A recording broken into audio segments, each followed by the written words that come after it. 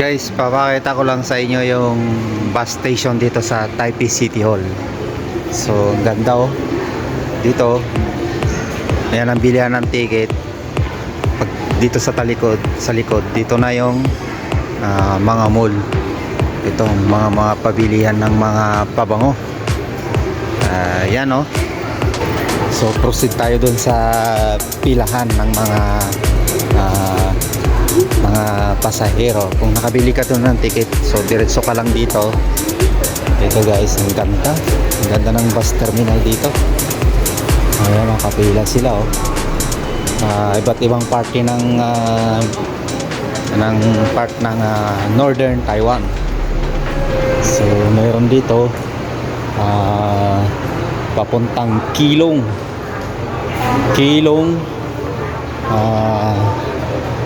some part ng Keelung ang maraming terminal dito.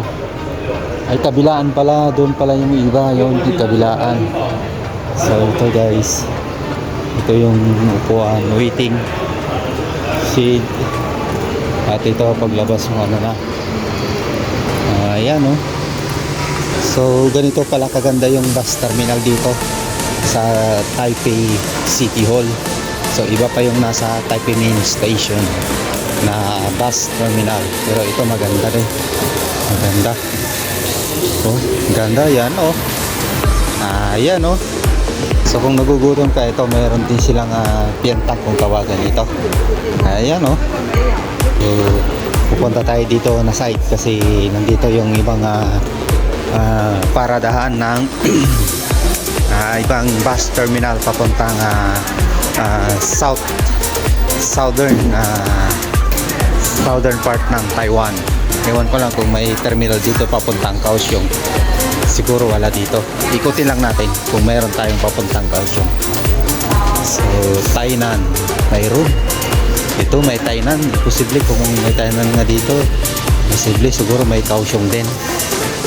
So iba-ibang company ng bus ang mga nandito rin. So ang gagandang lang dito, nakapila sila. So, hindi siksikan, hindi hassle.